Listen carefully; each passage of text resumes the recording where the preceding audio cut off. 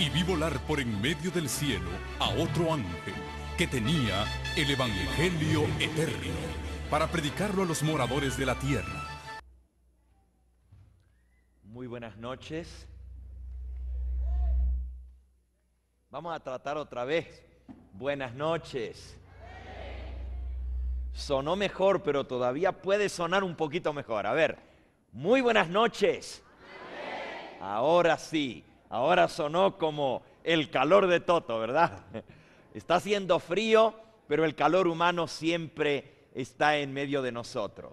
Me siento feliz de estar nuevamente con ustedes, los que se han dado cita en este lugar, este hermoso teatro, joya arquitectónica de Centroamérica, y también con aquellos que a través del Canal 4, el Canal 14 y la radio Qué Buena se unen a nosotros para llevar a cada uno de ustedes el Evangelio eterno, la palabra de nuestro Dios. Anoche aprendimos que nuestro Señor Jesucristo intercede por nosotros en el santuario celestial. Aprendimos que ese templo de Dios que está en el cielo es el centro del universo para la ejecución del plan de salvación, y que Cristo oficia en ese santuario celestial como sumo pontífice, sumo sacerdote. En la epístola del apóstol San Pablo a los Hebreos, en el capítulo 8, dice así, versículo 1 en adelante: ahora bien, el punto principal de lo que venimos diciendo es que tenemos tal sumo sacerdote, el cual se sentó a la diestra del trono de la majestad en los cielos, ministro del santuario y de aquel verdadero tabernáculo que levantó el Señor y no el hombre. Así que Jesucristo es ministro del santuario, y nos dice la Escritura que Él intercede por nosotros. Nos dice en el capítulo 7, allí mismo, Hebreos, capítulo 7, nos dice en el versículo 22 en adelante: por tanto, Jesús es hecho fiador de un mejor pacto. Los sacerdotes humanos llegaron a ser muchos debido a que por la muerte no podían continuar. Pero Jesús, por cuanto permanece para siempre, tiene un sacerdocio inmutable, por lo cual puede también salvar perpetuamente a los que por Él se acercan a Dios, viviendo siempre para interceder por ellos. Así que aquí dice que Cristo, como ministro del santuario, como intercesor, como fiador de un nuevo y mejor pacto, intercede por nosotros. Pide ante el Padre, y como Él permanece para siempre, no como los sacerdotes humanos en el antiguo pacto, que por la muerte tenían que ser reemplazados, como Cristo permanece para siempre, tiene un sacerdocio inmutable, un sacerdocio perpetuo. Y dice aquí que Él puede salvar perpetuamente a todos los que mediante Él se acercan a Dios, intercediendo siempre por ellos. Amigo, amiga que me escuchas, Jesús es el único mediador entre Dios y los hombres. Es el único sacerdote a quien tenemos que venir para recibir el perdón de los pecados. A Él tenemos que confesarnos para que Él interceda por nosotros y por su sangre nos libre del pecado. Dice aquí en el versículo 26, porque tal sumo sacerdote nos convenía, santo, inocente, sin mancha, apartado de los pecadores y hecho más sublime que los cielos, que no tiene necesidad cada día, como aquellos sumos sacerdotes humanos, de ofrecer primero sacrificios por sus propios pecados y luego por los pecados del pueblo. Porque esto lo hizo Cristo una sola vez para siempre, ofreciéndose a sí mismo. Jesucristo se ofreció a sí mismo, dio su sangre por nosotros, y a través de esa sangre tú y yo podemos ser perdonados del pecado. Alabado sea el nombre del Señor. El apóstol San Juan, escribiendo en su primera epístola, en el capítulo 1 y en el versículo 7 y 8 dice: pero si andamos en la luz, como Él está en luz, tenemos comunión los unos con los otros, y la sangre de Jesucristo, su Hijo, nos limpia ¿de cuánto? De todo pecado. Si decimos que no tenemos pecado, nos engañamos a nosotros mismos y la verdad no está en nosotros. Pero si confesamos nuestros pecados, Él es fiel y justo para perdonar nuestros pecados y limpiarnos de toda maldad. Si decimos que no hemos pecado, le hacemos a Él mentiroso y su verdad, su palabra no está en nosotros. Así que Jesucristo, por su sangre, nos limpia de todo pecado. Tenemos un intercesor, un abogado ante el Padre.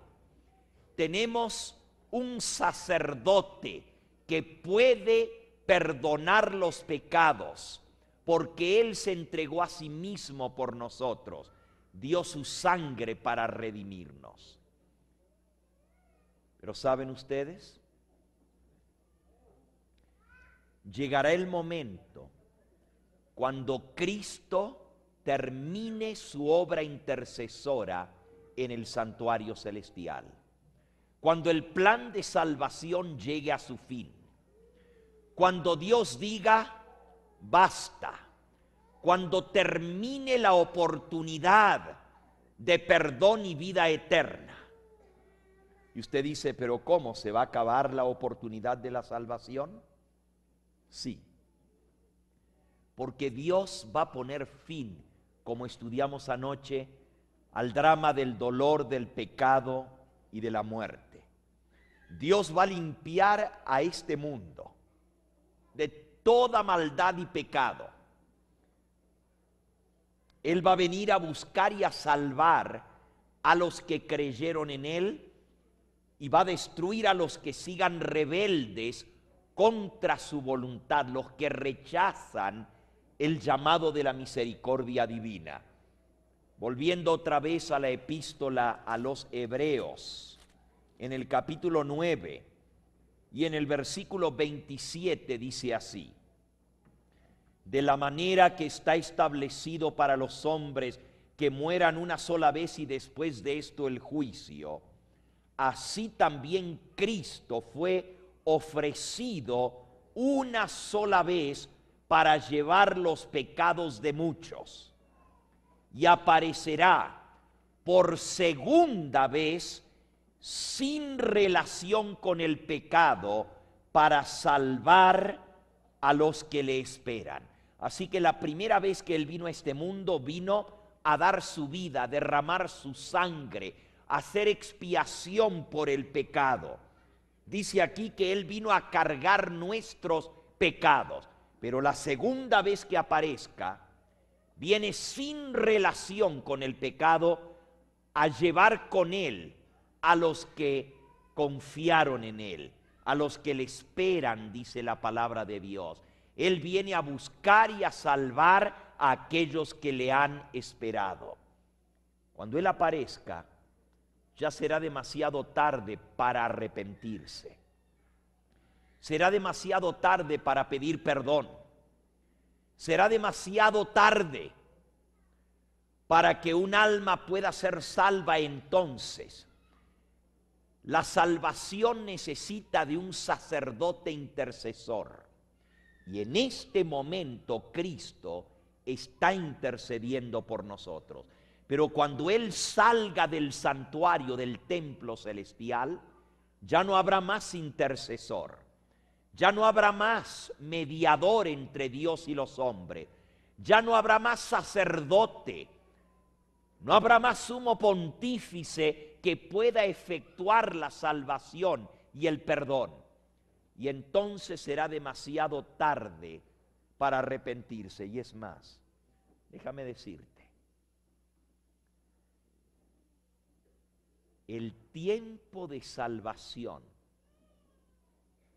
la hora de oportunidad, el tiempo de gracia va a concluir antes que Jesucristo venga en las nubes del cielo. Un tiempo antes de que Él aparezca en las nubes del cielo. Aquí dice que Él va a venir sin relación con el pecado. El pecado es perdonado en el santuario celestial. Pero cuando Jesús salga del santuario, ya Él no va a venir en relación con el pecado, sino va a venir a salvar a aquellos que han sido purificados de todo pecado por la sangre expiatoria de Cristo. Y eso va a suceder antes de que Él aparezca. Vamos a ver en esta noche cómo también la misericordia de Dios llega a su fin. Vamos a aprender en esta noche cuando Dios dice basta. Cuando su misericordia llega a su conclusión y comienza lo que la Biblia le llama su extraña obra. La obra extraña de Dios. El levantarse para castigar a los moradores de la tierra por su rebelión contra Él. Cuando Jesucristo salga del santuario, la Biblia dice que nadie va a poder entrar a ese templo celestial. Vamos ahora a Apocalipsis, capítulo 15.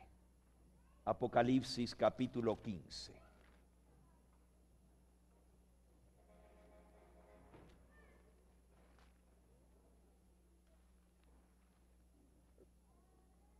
Dice el versículo 7. Vamos a leer desde el versículo 5 en adelante. Después de estas cosas miré,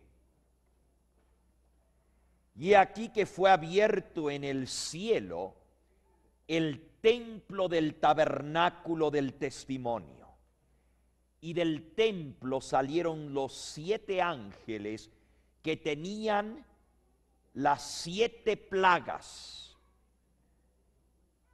Venían vestidos de lino limpio y resplandeciente, ceñidos alrededor del pecho con cintos de oro. Y uno de los 4 seres vivientes dio a los 7 ángeles 7 copas de oro, llenas de la ira de Dios, que vive por los siglos de los siglos. Y el templo se llenó de humo por la gloria de Dios y por su poder. Y nadie podía entrar en el templo hasta que se hubiesen cumplido las 7 plagas de los 7 ángeles. No hay nadie en el templo. El templo celestial está vacío. Nadie puede entrar al templo de Dios. porque está lleno de humo por la ira y la gloria de Dios. Y se le acaban de entregar a 7 ángeles 7 copas de oro llenas de la ira de Dios para derramarlas sobre la tierra. Cuando Cristo, nuestro intercesor, sale del santuario celestial, se acaba la oportunidad de arrepentimiento y comienza el ministerio de castigo. Comienzan a derramarse las copas de ira sobre los habitantes de esta tierra. Mientras Jesús estaba en el santuario, no podían caer las plagas, porque Cristo servía de intercesor, de mediador. Él intercedía ante el Padre levantando sus manos y diciendo: Padre, ten misericordia del pecador, perdona al pecador, mira mis manos, mira mis pies lacerados por ellos, yo derramé mi sangre, perdónalos, Padre. Y el Padre, por amor a Cristo y a su intercesión, perdonaba a los pecadores. Eso es ahora. Pero cuando Jesús salga del santuario, cuando la ira de Dios cubra como una nube la gloria de Dios, y cuando ya nadie esté en el templo, entonces las plagas comenzarán a ser derramadas sobre los habitantes de esta tierra. Por eso el capítulo que sigue, el 16, nos explica cómo estos ángeles derraman las copas de ira sobre los habitantes rebeldes e impenitentes de esta tierra. Dice así: oí una gran voz que decía desde el templo a los 7 ángeles: id y derramad sobre la tierra las 7 copas de la ira de Dios. Fue el primero y derramó su copa sobre la tierra, y vino una úlcera maligna y pestilente sobre los hombres que tenían la marca de la bestia y que adoraban su imagen. El segundo ángel derramó su copa sobre el mar, y éste se convirtió en sangre como de muerto, y murió todo ser vivo que había en el mar. El tercer ángel derramó su copa sobre los ríos y sobre las fuentes de las aguas, y se convirtieron en sangre. Y oí al ángel de las aguas que decía: justo eres, oh Señor, el que eres, el que eras el santo, porque has juzgado estas cosas.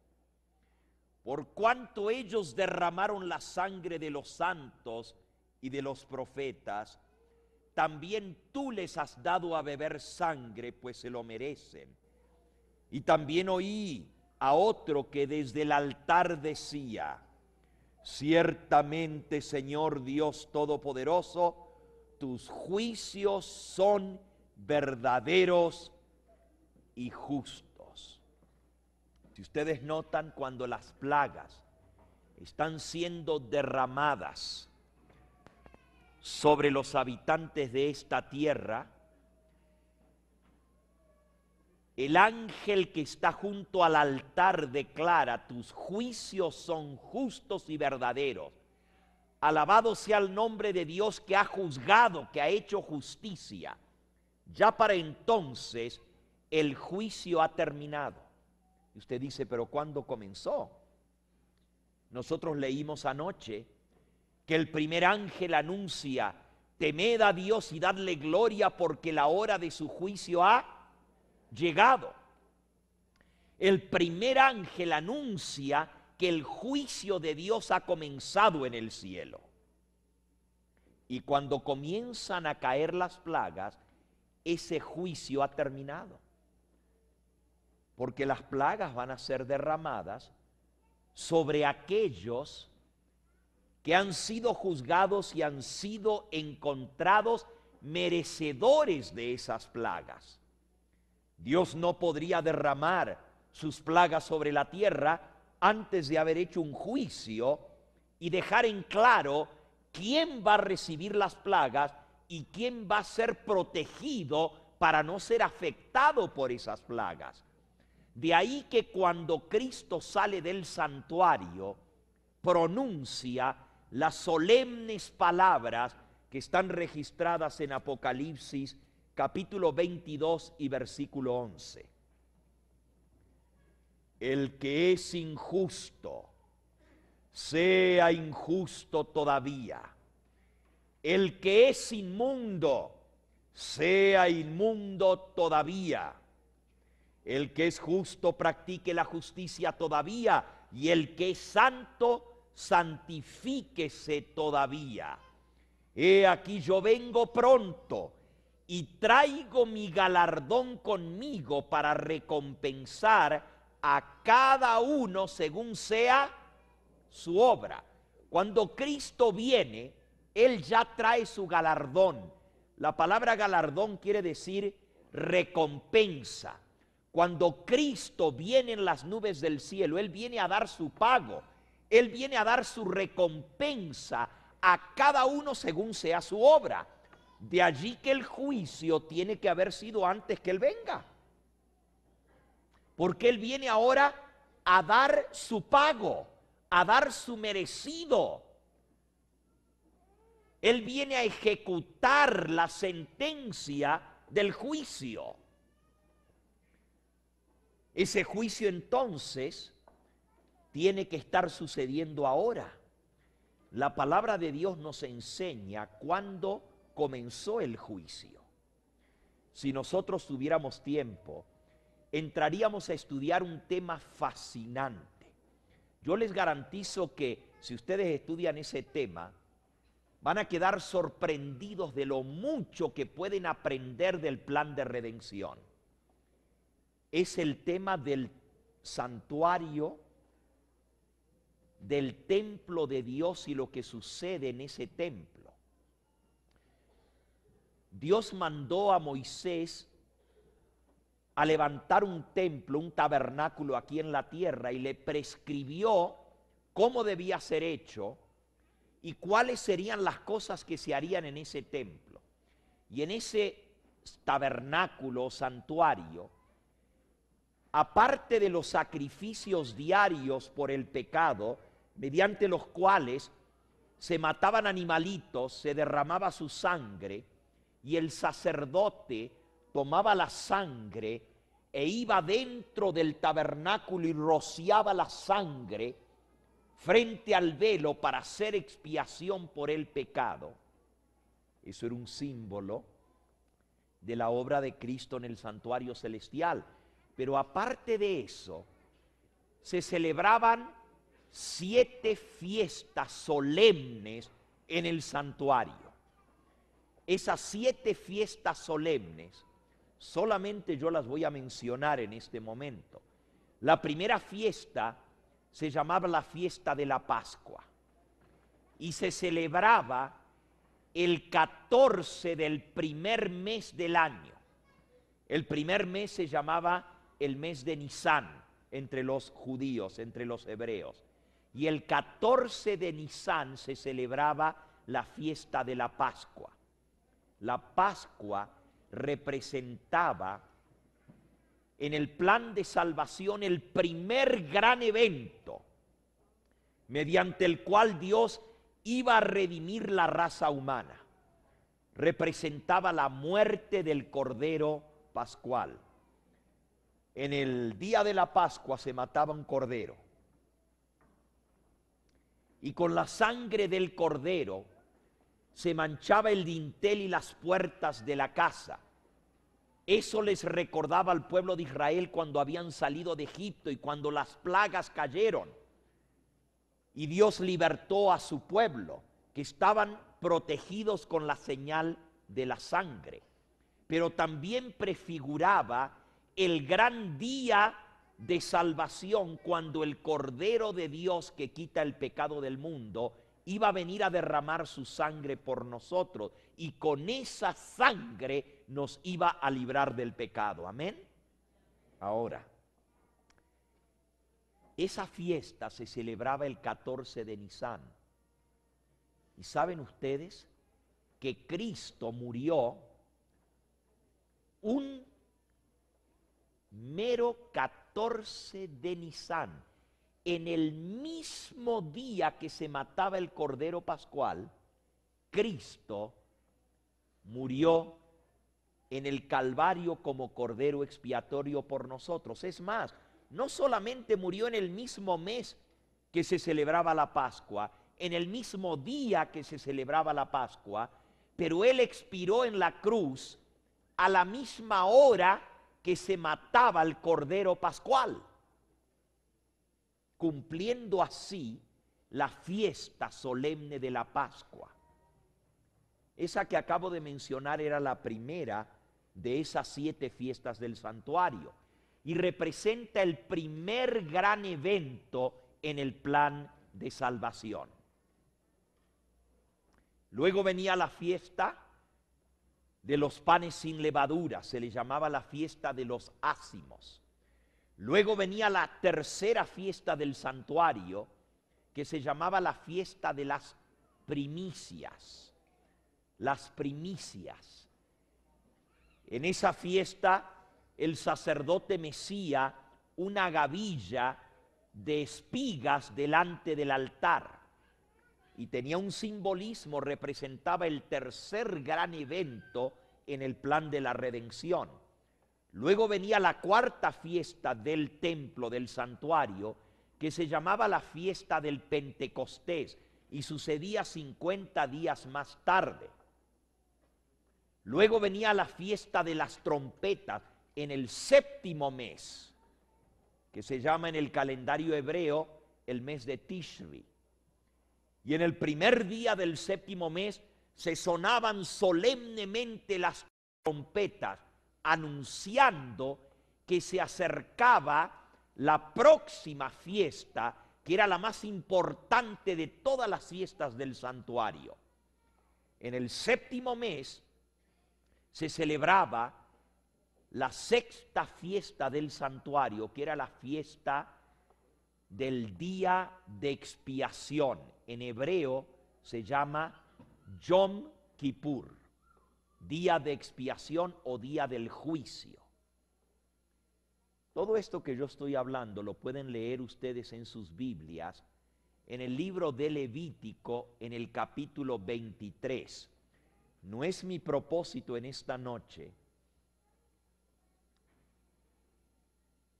explicar cada una de esas fiestas, solo las estoy mencionando, porque quería llegar a la 6ª fiesta, que es la fiesta del día del juicio o el día de expiación. Había 7, la 7ª se llama la fiesta de las cabañas o la fiesta de los tabernáculos y duraba 7 días. Ahora les resumo lo que he dicho. Las primeras 3 fiestas se celebraban en el primer mes del calendario. Era la fiesta de la Pascua, los panes sin levadura y la fiesta de las primicias. Representaban la muerte, la sepultura y la resurrección de Cristo. 50 días más tarde, en el tercer mes, se celebraba la fiesta del Pentecostés. Y eso representaba la ascensión de Cristo al cielo y la entronación de Cristo. La palabra entronación quiere decir que Él fue sentado en el trono de la majestad en las alturas, fue coronado, fue ungido como sumo pontífice, como sumo sacerdote, y se inauguró el templo celestial donde Él iba a interceder por nosotros. Eso sucede el día de Pentecostés, 50 días más tarde, después de la fiesta de las primicias. Y luego venía, en el 7º mes, la fiesta de las trompetas. Nosotros estamos estudiando ahora las 7 plagas postreras, pero también la Biblia habla de las 7 trompetas. Y las 7 trompetas anuncian el gran día del juicio. Hay una profecía en la Biblia impresionante. Se encuentra en el libro del profeta Daniel, en el capítulo 7 y en el capítulo 8. Ahí se habla de esa escena solemne del juicio. Daniel capítulo 7 dice así. Estuve mirando, versículo 9. Estuve mirando hasta que fueron puestos tronos. Y se sentó un anciano de días, cuyo vestido era blanco como la nieve, el pelo de su cabeza como lana limpia. Su trono era llama de fuego y las ruedas del mismo fuego ardiente. Un río de fuego procedía y salía de delante de él. Millares de millares le servían. Millones de ángeles asistían delante de él. El juez se sentó y los libros fueron abiertos. Aquí se está hablando del juicio. El juez se sentó y los libros del cielo fueron abiertos.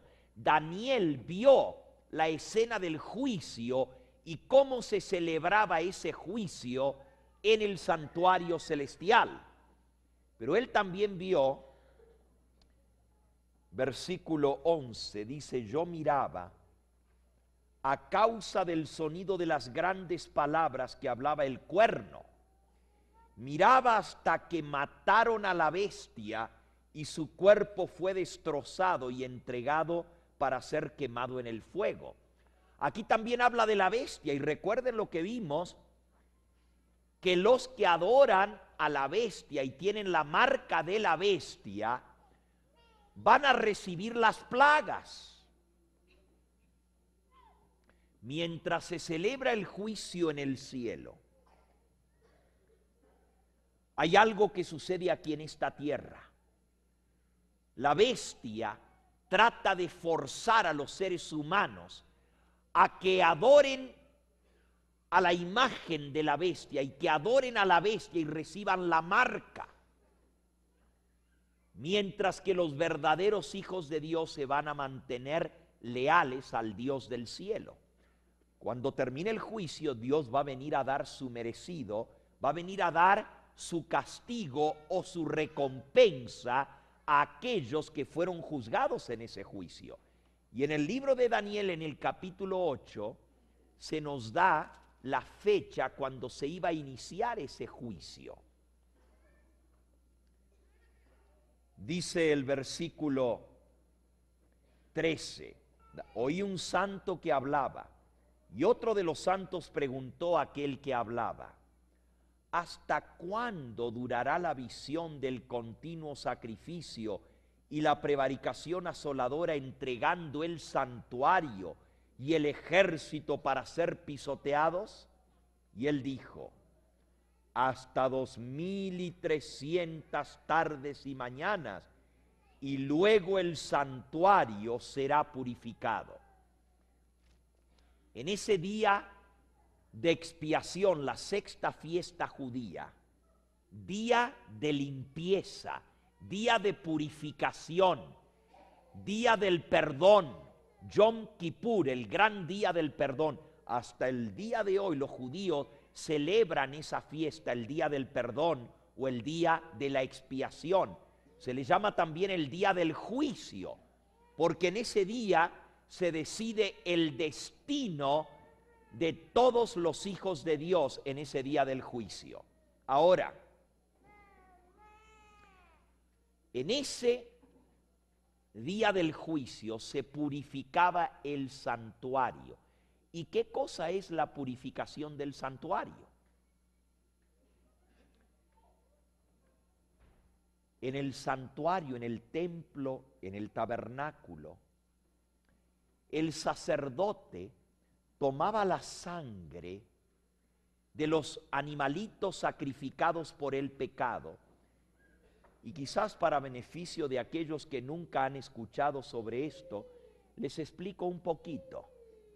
Cuando alguien pecaba bajo el viejo pacto, tenía que venir al santuario, al tabernáculo, tenía que traer un animalito, tenía que poner sus manos arriba de ese corderito, tenía que confesar su pecado, y así simbólicamente el pecado se pasaba del pecador al cordero, al animal inocente.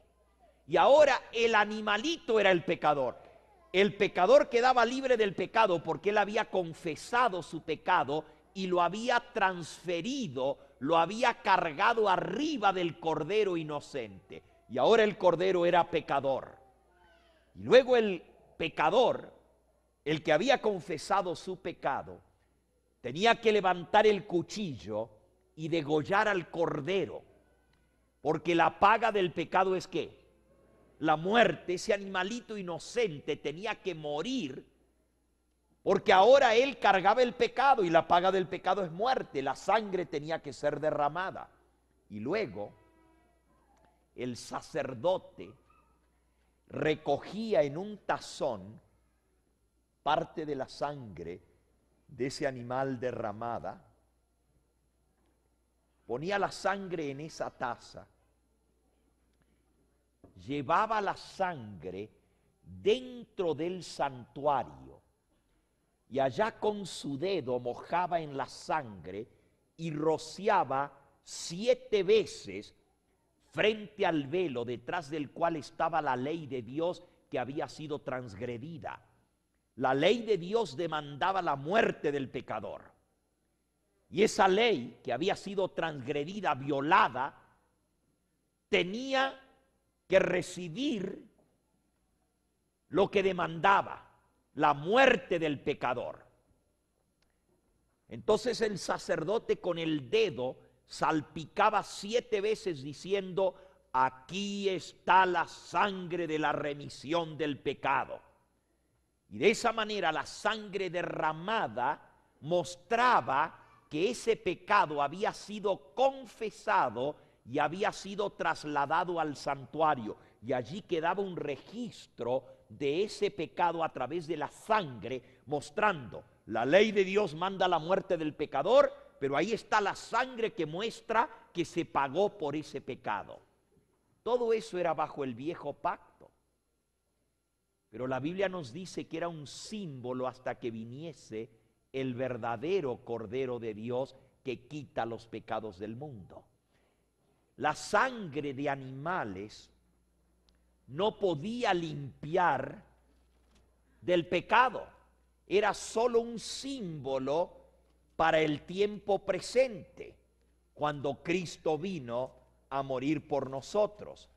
Vamos de vuelta a la epístola a los Hebreos. Y en un momentito voy a explicar lo del juicio, porque tenemos que entender esto del juicio para entender cuándo es que van a comenzar a caer las plagas y por qué van a caer las plagas y sobre quiénes van a caer las plagas.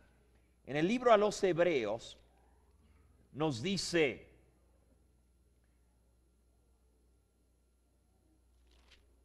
en el capítulo 9, Hebreos capítulo 9, versículo 9. Todo esto, y está hablando del primer pacto y de las ordenanzas del culto de ese santuario terrenal. Miren el capítulo 9 y versículo 1 para que vean de qué está hablando. Dice: ahora bien, aún el primer pacto tenía ordenanzas de culto y un santuario terrenal. Versículo 9. Todo esto, lo cual era símbolo para el tiempo presente, según el cual se presentan ofrendas y sacrificios, ofrendas de animales, sacrificio de animales, que no podía nacer perfecto en cuanto a la conciencia al que practica ese culto, ya que consiste solo de comidas y bebidas, de diversas abluciones y de ordenanzas acerca de la carne, impuestas hasta el tiempo de reformar las cosas. Pero estando ya presente Cristo, sumo pontífice, sumo sacerdote de los bienes venideros, por el más amplio y más perfecto tabernáculo, no hecho de manos, es decir, no de esta creación, y no por sangre de machos cabríos ni de becerros, sino por su propia sangre, entró de una vez para siempre en el lugar santísimo, habiendo obtenido eterna redención. Versículo 15. Así que por eso es mediador de un nuevo pacto, para que interviniendo muerte para la remisión de las transgresiones que había bajo el primer pacto, los llamados reciban la promesa de herencia eterna. Para que tú y yo podamos ser salvos, Cristo tuvo que derramar su sangre. Para que todas esas gentes que habían vivido bajo el viejo pacto y habían matado esos corderitos pudieran ser perdonados, Cristo tuvo que derramar su sangre, porque la sangre de animales no puede pagar por el pecado, solamente la sangre de Jesucristo nos limpia de todo pecado. De allí que Cristo tuvo que ascender al santuario celestial e interceder por nosotros, tuvo que hacer expiación y Él tuvo que llevar su sangre, presentarla ante Dios para hacer la expiación por nuestros pecados. En el libro de Daniel se hablaba de que 2300 tardes y mañana y el santuario sería purificado. Una vez al año, el sumo sacerdote tenía que entrar detrás del velo en el lugar santísimo en el día de expiación, en el día del perdón, para purificar el santuario. En ese día era el día del juicio. Todas las personas que habían confesado sus pecados eran declaradas libres de todo pecado. Y todos aquellos que no habían confesado sus pecados eran declarados culpables y tenían que cargar sus propios pecados por no haberlos transferido al santuario. Tenían todo el año para confesar sus pecados, para venir al santuario y traer un animalito, para derramar la sangre de ese animal y para que el sacerdote llevara el registro de esos pecados al santuario. Pero en el día de expiación, el día de la purificación del santuario, todos los pecados que habían sido transferidos al santuario eran perdonados. Pero los que no estaban allá el registro de la sangre, esos pecados caían sobre el pecador. Y él tenía que cargar las consecuencias del pecado por no haberlos confesado. Ese día se llamaba el día de Yom Kippur, el día del juicio, y representaba cuando Cristo, nuestro sumo sacerdote, entraría en el lugar santísimo para hacer la expiación final por nuestros pecados, para hacer el juicio. Y lo acabamos de leer en Daniel. El juez se sentó y los libros fueron abiertos. En ese día del juicio se abren los libros del cielo. Y ahí se mira la vida de cada ser humano. El juicio comienza por la casa de Dios. Primera de Pedro, capítulo 4 y versículo 17. Es hora de que el juicio comience por la casa de Dios. Primera de Pedro 4, 17. Lo pueden poner en la pantalla, por favor.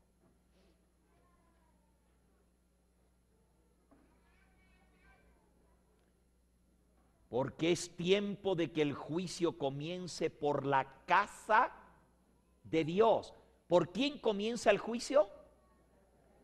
Por el pueblo de Dios, por su iglesia. Y usted dice, ¿y la iglesia tiene que ser juzgada? Vayan al libro a los Hebreos nuevamente, donde tenemos abierto capítulo 10.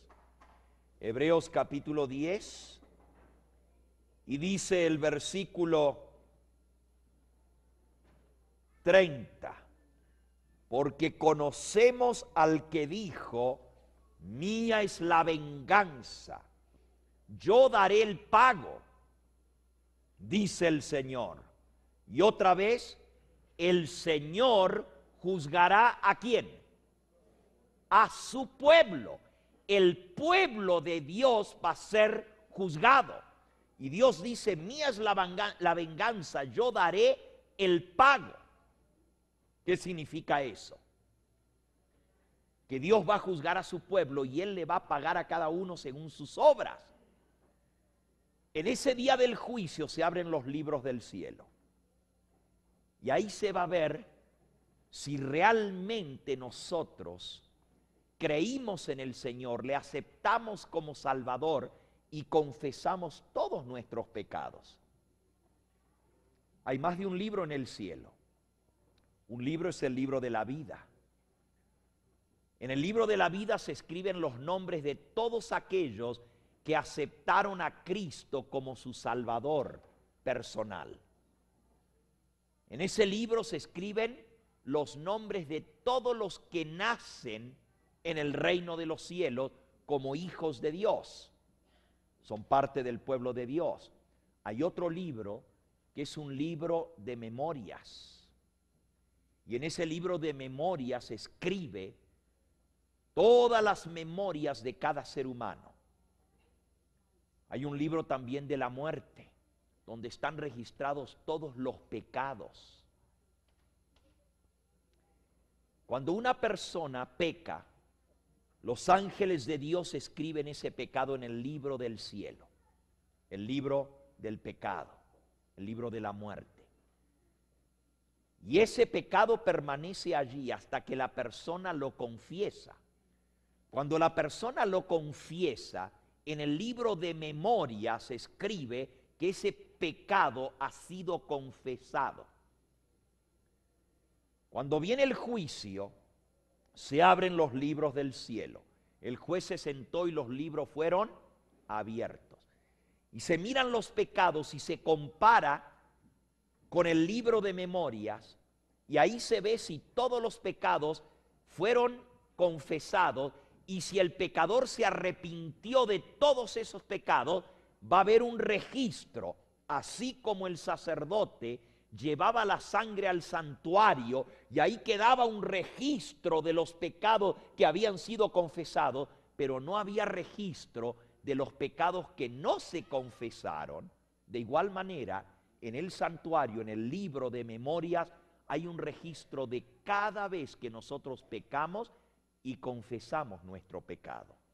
Y entonces en el juicio, Dios toma la decisión.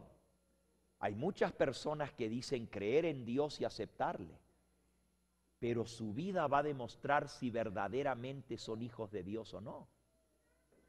En el juicio se va a ver si confesaron todos sus pecados y si vivieron una vida que agrada a Dios obedeciéndole a Él. Porque no alcanza con decir Señor, Señor. ¿Qué dijo el Señor Jesucristo? Mateo 7:21. No todo el que me dice Señor, Señor entrará en el reino de los cielos, sino el que ¿qué? El que hace la voluntad de mi Padre que está en los cielos. Así que no alcanza con decir, Señor, Señor, yo creo en ti. Hay que hacer la voluntad de nuestro Padre que está en los cielos. Y en el registro del cielo se va a ver quiénes realmente aceptaron de corazón al Señor e hicieron su voluntad. Ahora escuchen. Una persona puede haber aceptado al Señor, pero luego de que lo aceptó, se puede volver atrás y renegar de Cristo. Ahí mismo, en Hebreos capítulo 10, donde tenemos abierto, dice el versículo 26, porque si pecáramos voluntariamente después de haber recibido el conocimiento de la verdad, ya no queda más sacrificio por los pecados, sino una horrenda expectación de juicio y de hervor de fuego que ha de devorar a los adversarios. El que viola la ley de Moisés por el testimonio de 2 o 3 testigos muere irremisiblemente.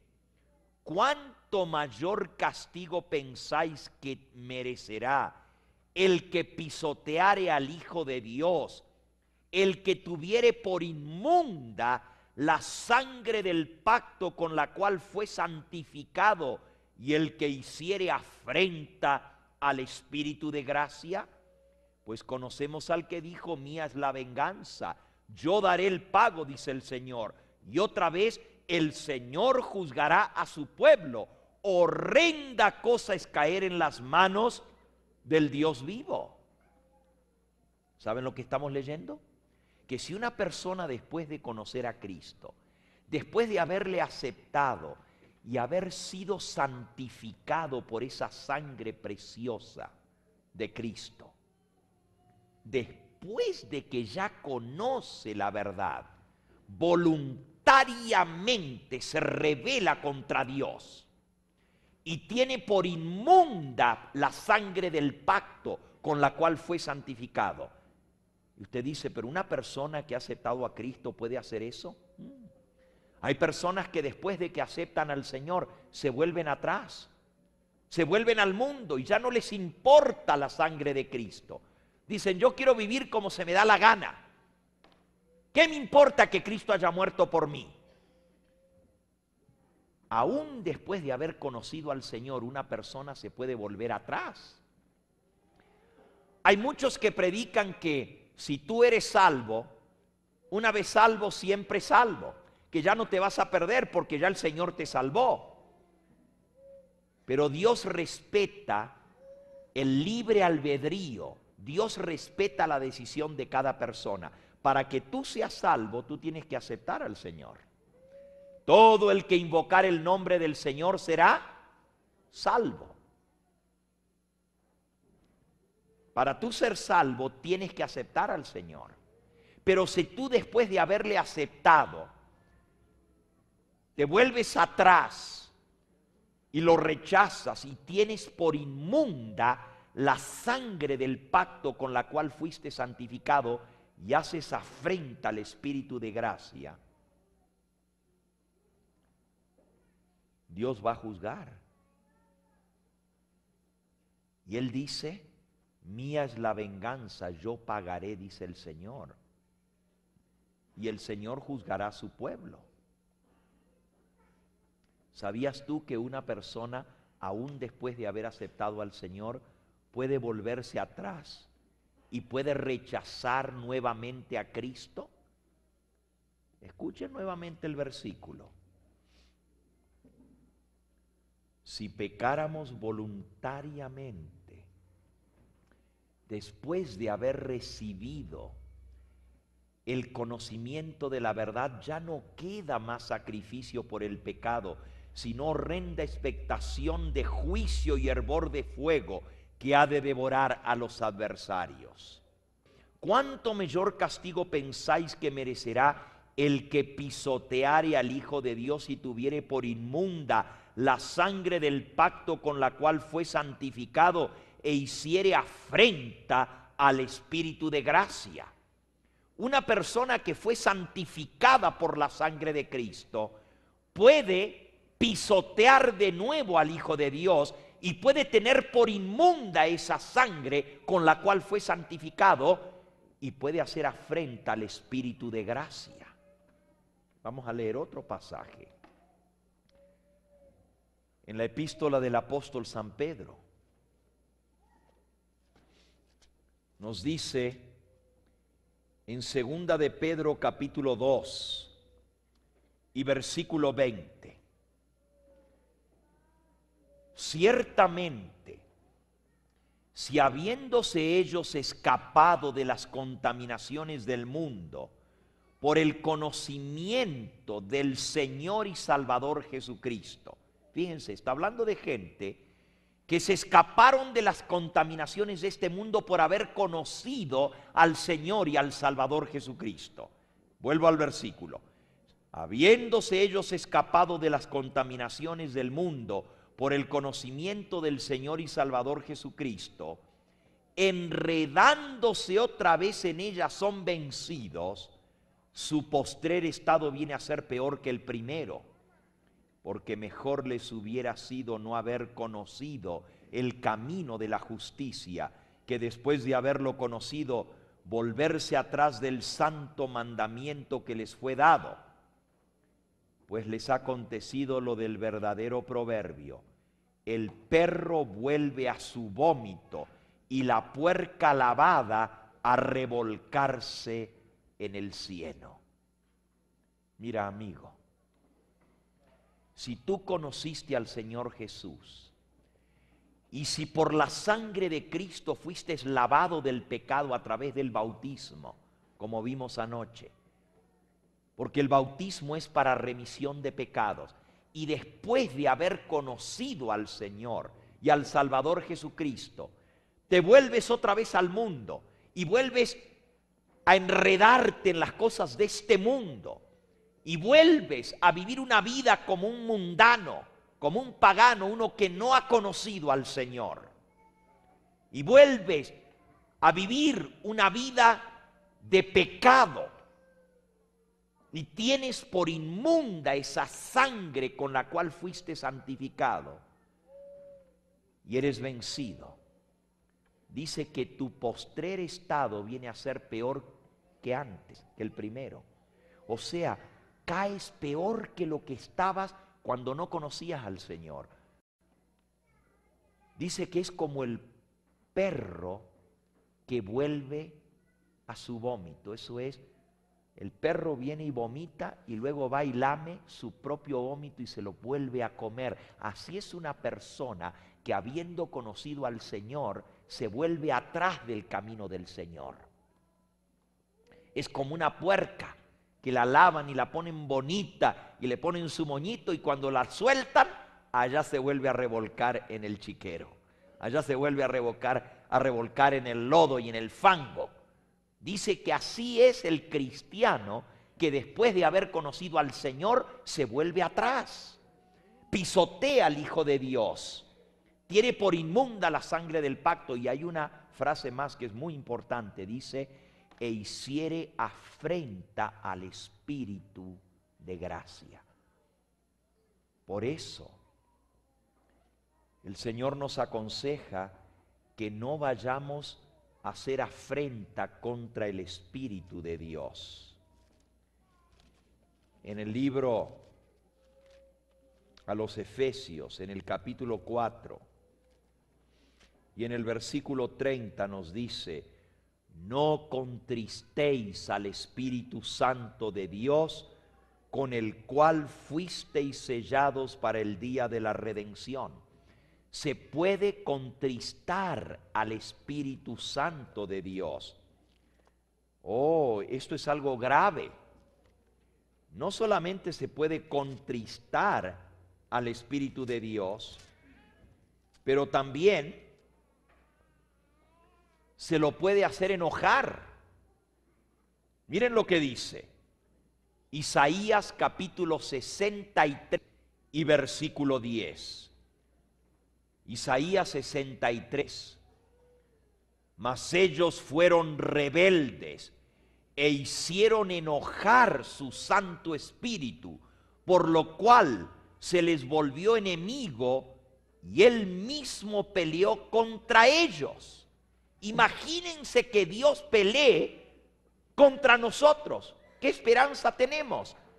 Porque fueron rebeldes e hicieron enojar a su Santo Espíritu. El Espíritu Santo se volvió su enemigo y peleó contra ellos. Y usted dice: pero esto es algo grave.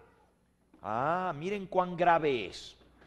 Vayan a las palabras del Señor Jesús en San Mateo, y lo vamos a buscar en el capítulo 12. San Mateo capítulo 12. Dice allí, en el versículo 31, el que no es conmigo, el que no está conmigo, ¿qué dice? Contra mí es. Y el que conmigo no recoge, ¿qué? Desparrama. Por tanto os digo, todo pecado y blasfemia le será perdonado a los hombres, mas la blasfemia contra el Espíritu no le será perdonada. A cualquiera que dijere alguna palabra contra el Hijo del Hombre, le será perdonada. Pero al que hable contra el Espíritu Santo, no le será perdonado ni en este siglo, ni en el venidero. Estamos hablando ahora de algo sumamente serio, grave, solemne. Y justamente las plagas van a ser derramadas sobre los hombres que blasfemaron contra el Espíritu Santo. ¿Se acuerdan lo que vimos anoche? Que los que reciban las plagas van a blasfemar contra el Espíritu Santo de Dios.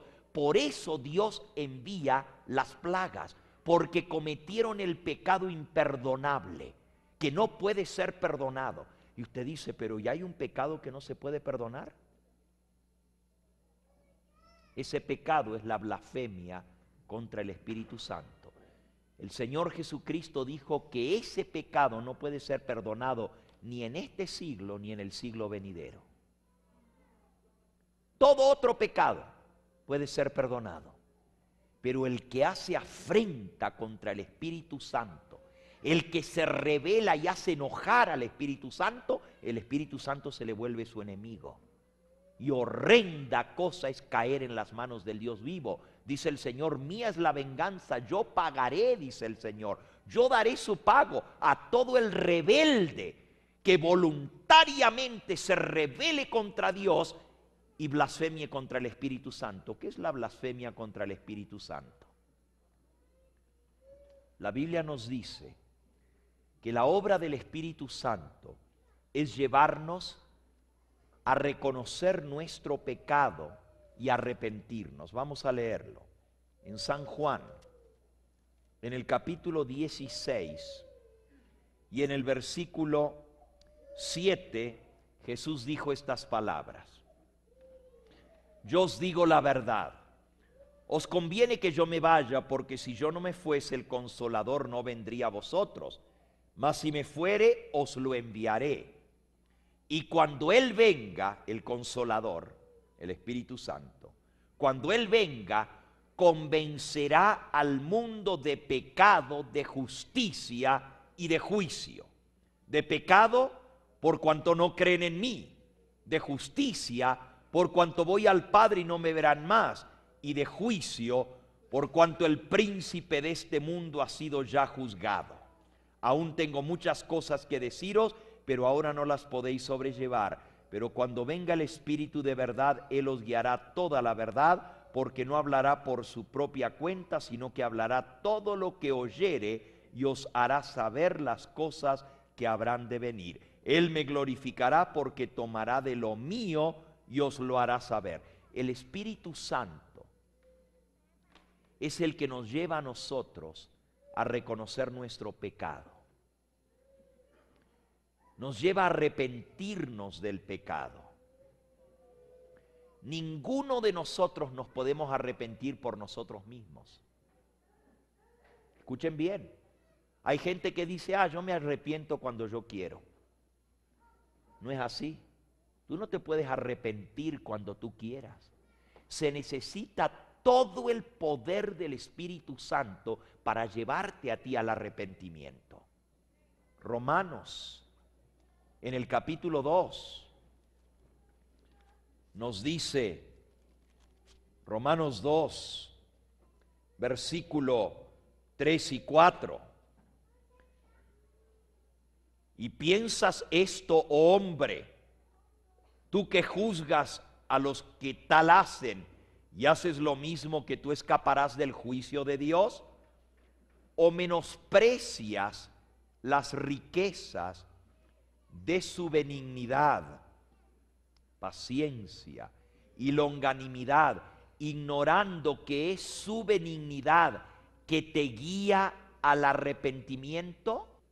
Pero por tu dureza y por tu corazón no arrepentido, atesoras para ti mismo ira para el día de la ira y de la revelación del justo juicio de Dios, el cual pagará a cada uno conforme a sus obras.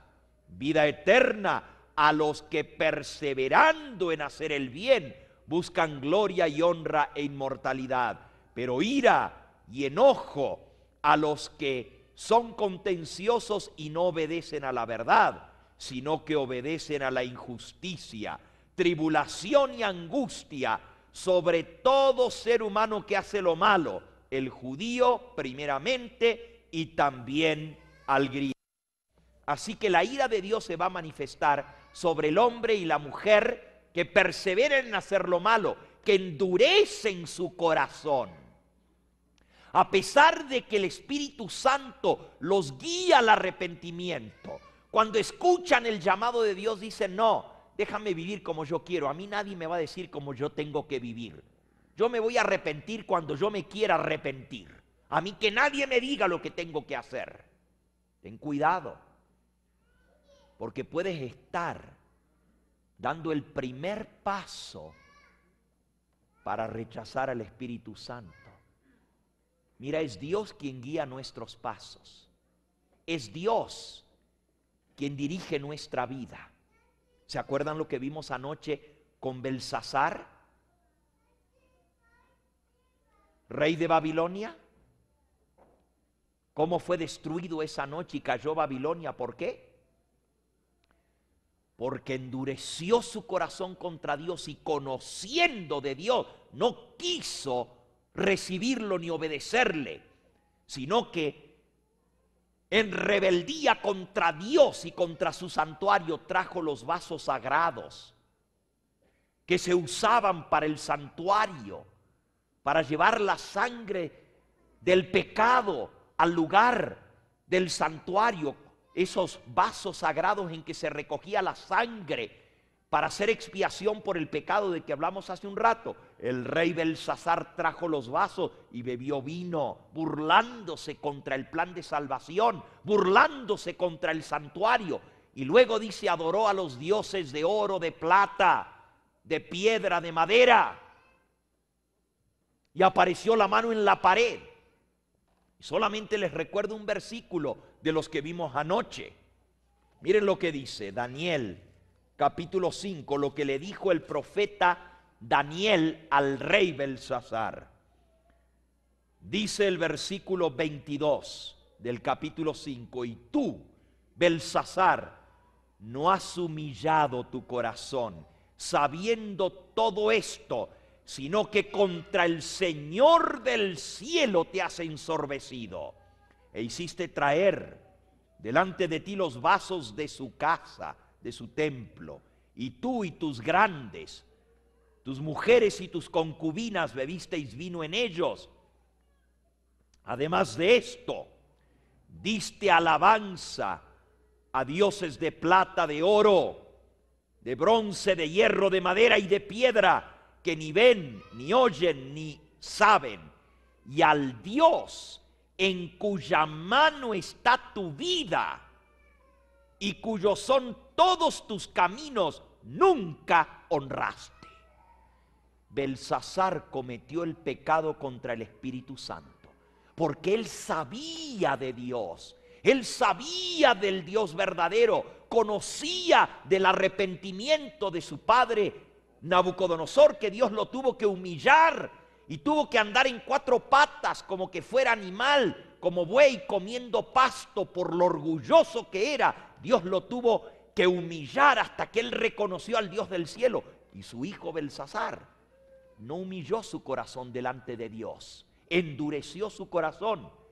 e hizo afrenta contra el Dios del cielo. Y déjame decirte, aquí dice, y al Dios en cuya mano está tu vida.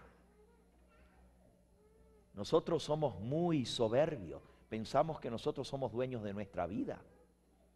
Decimos, yo mi vida la vivo como quiero, a mí que nadie se meta conmigo porque yo hago lo que yo quiero, al fin y al cabo es mi vida. Y si yo quiero fumar y morirme de un cáncer del pulmón, esa es mi cuestión. ¿A ti qué te importa? Cuidado, porque hay un Dios en el cielo en cuya mano está tu vida. Y si yo quiero vivir con la mujer de mi vecino, ¿a ti qué te importa?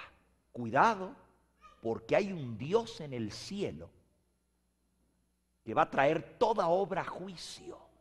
Y ese Dios en cuya mano está tu vida, te pide que tú le honres y le reconozcas y te arrepientas de tus pecados y le pidas perdón. Dice aquí, y cuyos son todos tus caminos. Mira, tú no viniste aquí en esta noche por casualidad. Y tú no estás escuchando este mensaje a través de la pantalla, ya sea por el canal 4 o el canal 14 o por la radio, por casualidad. Hay un Dios en el cielo en cuya mano está tu vida. Y Él es el que rige tus caminos. Todos tus caminos están en su mano. Y si tú viniste aquí en esta noche al Teatro Municipal de Totonicapán, y si tú estás escuchando a través de la pantalla, no es casualidad. Hay un Dios cuyos son todos tus caminos. Él guía tus pasos. Y Él te trae para que tú escuches la verdad. Pero si tú endureces tu corazón y tú dices, oh, yo me voy a entregar a Dios cuando yo quiera. Cuando yo esté preparado, yo voy a tomar la decisión de bautizarme y de consagrar mi vida a Él. Déjame decirte, no funciona así. ¿Ignoras acaso que es el Espíritu Santo el que te llama al arrepentimiento? Y si tú das un paso de decirle que no al Señor cuando Él te llama, ¿tú sabes lo que eso hace? Endurece tu corazón. Y la próxima vez que escuches un sermón y un llamado, te va a ser más fácil decir no cuando Dios te llama. Y tú me dices, bueno, pero ¿y cómo yo sé que Dios me llama? Quizás nomás es usted el que me está diciendo que tengo que entregarme a Dios.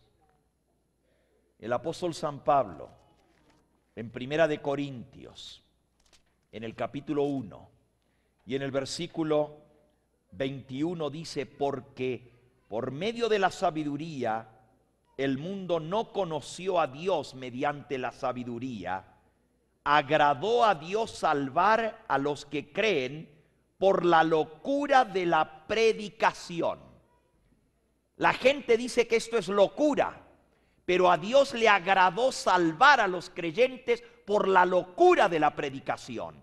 Si tú quieres ser salvo, tú tienes que escuchar la predicación y tienes que responder a ese llamado de Dios mediante el mensajero que Dios envía. Para ser salvo hay que invocar el nombre de Cristo. Romanos capítulo 10 y versículo 13 dice, porque todo aquel que invocar el nombre del Señor será salvo. ¿Cómo pues invocarán a aquel en el cual no han creído? ¿Y cómo creerán en aquel de quien no han oído? ¿Y cómo oirán sin haber quien les predique? ¿Cómo vas a conocer al Señor? ¿Cómo vas a invocar su nombre para ser salvo si no conoces del Señor? ¿Y cómo vas a conocer si no hay quien te predique de Él? ¿Y cómo predicarán si no fueren enviados? Dios me envió desde tan lejos a venir a Totonicapán para predicarte acerca de este juicio que se está celebrando en el cielo. y para decirte que Dios quiere que tú te arrepientas y te entregues a Él, no cuando tú quieres, sino cuando Él te llama.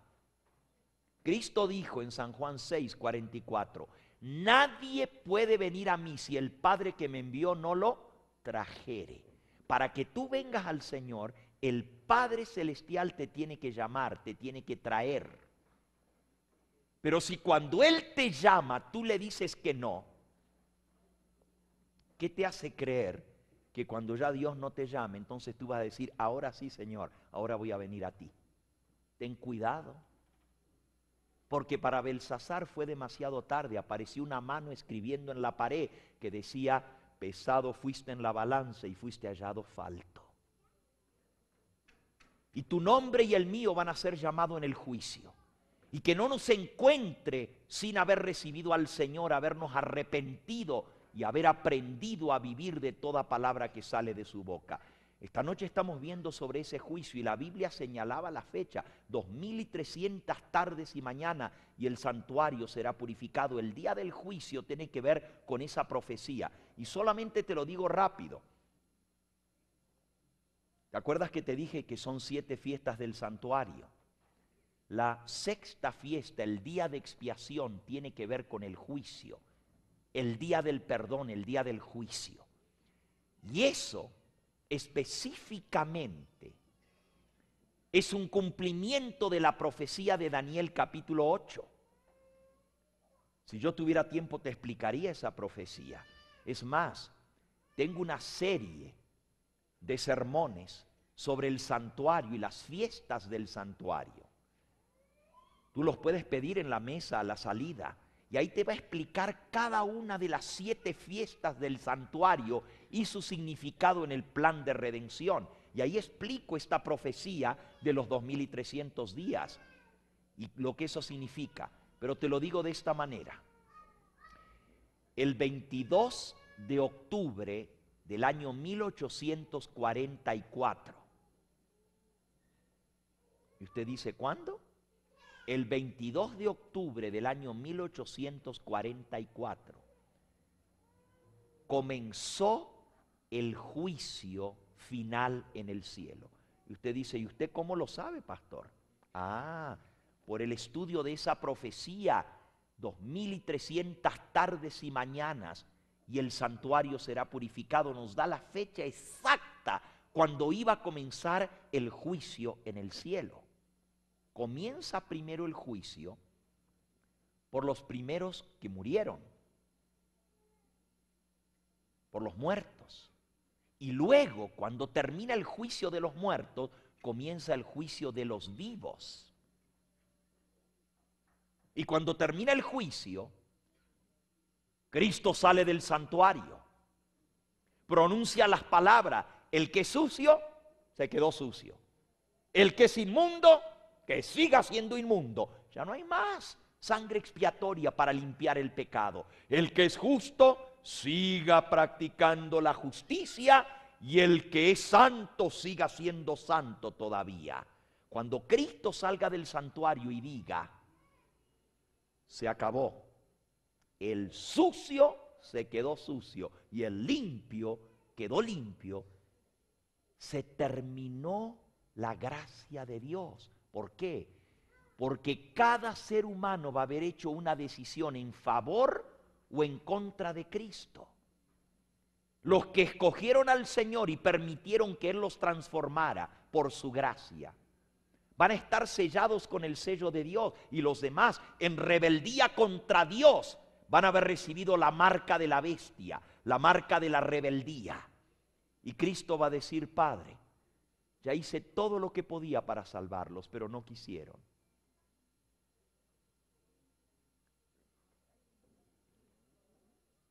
Pasóse la siega, llegó el verano y no han sido salvos. Se acabó la cosecha. No hay nada más que yo pueda hacer para salvarlos. Les mandé mis mensajeros y no quisieron escuchar. Los llamé al arrepentimiento, los sacudí, les mandé pruebas para que se acuerden de mí. Y así no quisieron, endurecieron su corazón, se rebelaron, hicieron enojar mi Espíritu Santo que los guiaba al arrepentimiento. No hay nada más que puedo hacer, Padre. Y entonces Jesús sale del santuario y el santuario se llena de humo, el templo, y comienzan a caer las plagas finales. La ira de Dios, ya no hay mediador que interceda por el hombre, ya no hay un sacerdote que diga: Padre, perdona al pecador, mi sangre, Padre, ya no hay más. Ahora Cristo ha salido del templo y ya no hay sacerdote para perdonar los pecados. Y entonces las plagas comienzan a caer una tras otra sobre los habitantes de la tierra. Y si ustedes recuerdan lo que leímos anoche y esta noche al principio, dice que la primera plaga y de allí las otras sucesivas van a caer sobre los hombres que adoran a la bestia y a su imagen y que tienen la marca en su frente o en su mano. ¿Qué es tener la marca de la bestia? Por un lado, van a estar los que tengan el sello de Dios. ¿Se acuerdan lo que leímos hace un momento en Efesios 4:30? No contristéis al Espíritu Santo de Dios, con el cual fuisteis sellados para el día de vuestra redención. El Espíritu Santo es el que nos sella, el que pone el sello de Dios en nosotros. Y recuerden, los que tengan el sello de Dios no van a recibir las plagas. Ezequiel capítulo 9. Ezequiel capítulo 9. Dice así: clamó a mis oídos diciendo a gran voz: los verdugos de la ciudad han llegado y cada uno trae en su mano un instrumento para destruir. Y aquí que 6 varones venían del camino de la puerta de arriba, que mira hacia el norte. Cada uno traía en su mano un instrumento para destruir. ¿Cuántos varones? ¿Cuántos? 6. ¿Cuántos ángeles traían las copas finales? 7, porque aquí son 6. Sigan leyendo. 6 varones, pero entre ellos había otro, un varón vestido de lino. ¿Se acuerdan cómo estaban vestidos los ángeles? De lino, con un cinturón de oro, y se les dieron las 7 copas de la ira de Dios, las plagas finales. Pues aquí hay 6 vestidos de lino, pero hay un 7º que también está vestido de lino, pero traía un tintero de escribano en su cintura. Y entraron y se pararon junto al altar de bronce. Versículo 3. Y la gloria del Dios de Israel se elevó por encima del querubín donde había estado al umbral de la casa. Y llamó Jehová al varón vestido de lino que tenía en su cintura un tintero de escribano. Y le dijo Jehová: pasa por en medio de la ciudad, por en medio de Jerusalén, y ponles una señal en la frente a los hombres que gimen y claman por todas las abominaciones que se hacen en medio de ella. Y a los otros dijo, oyéndolo yo: pasad por la ciudad en pos de él y matad.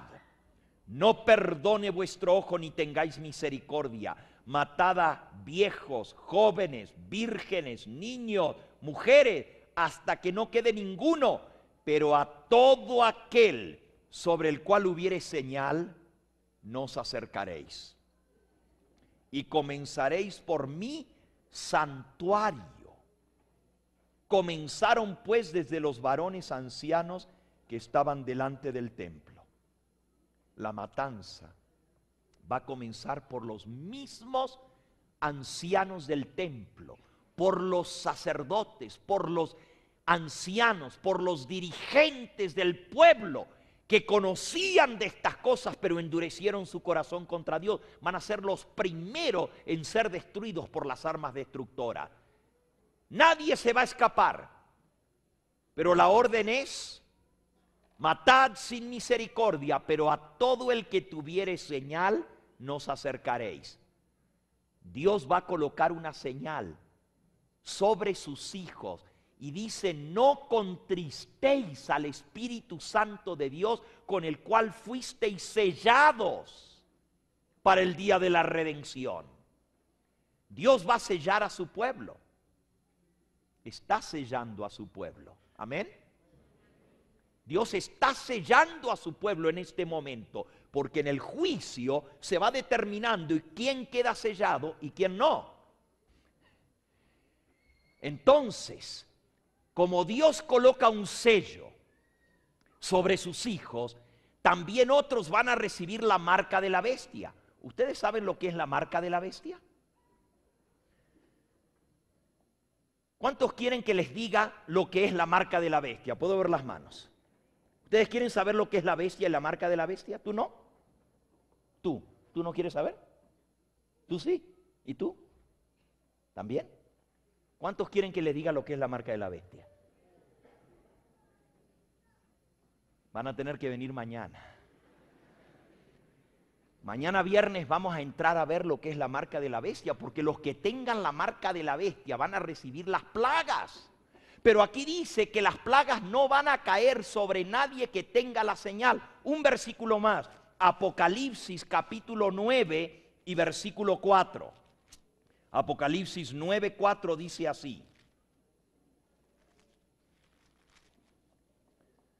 y les mandó que no dañasen a la hierba de la tierra, ni a ninguna cosa verde, ni a ningún árbol, sino solamente a los hombres que no tuviesen el sello de Dios en sus frentes.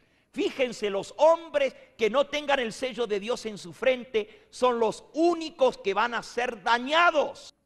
Si tú no quieres recibir los juicios de Dios, tienes que tener el sello de Dios. Y el sello de Dios tiene que ver con el Espíritu Santo, que es el que coloca ese sello.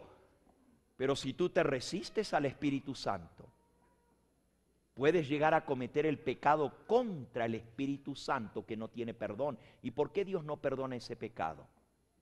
Porque justamente el Espíritu Santo es el que nos lleva al arrepentimiento. Pero si yo lo resisto, si yo me pongo duro mi corazón contra el llamado del Espíritu Santo en mi vida, Dios no puede perdonar ese pecado, porque no hay otra manera de salvarte. El Espíritu Santo es el que te lleva a arrepentirte, a confesar tu pecado, a ser perdonado. Pero si yo digo no quiero, y no quiero, y no quiero, Dios no puede hacer otra cosa, no te puede salvar por la fuerza. Tú tienes que aceptar que el Espíritu Santo enternezca, ablande tu corazón y te lleve al arrepentimiento. ¿Estás entendiendo ahora cuán serio es esto? Y si una persona que conoció al Señor le da la espalda al Señor y se va de vuelta al mundo y se revuelca otra vez en la inmundicia, viene a estar peor que antes, porque a lo menos cuando no conocía al Señor estaba la esperanza de que si lo conoce, lo acepta y va a ser salvo. Pero el que ya conoce al Señor y vuelve a revolcarse en la inmundicia del pecado y ya conoce al Señor, ¿cómo lo puedo traer al Señor si Él no quiere?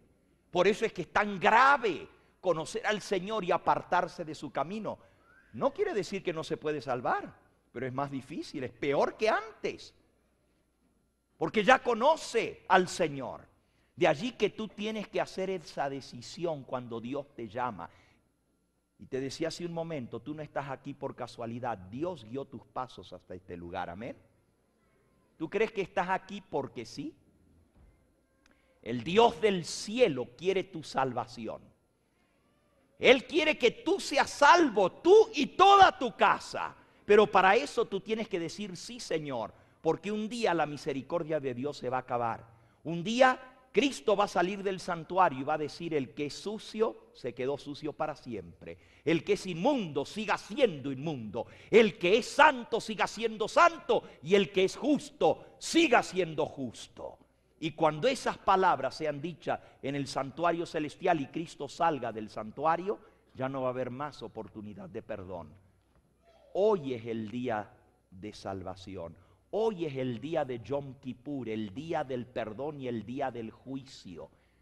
Estamos viviendo en ese día del perdón, pero un día Dios va a decir basta y se va a acabar.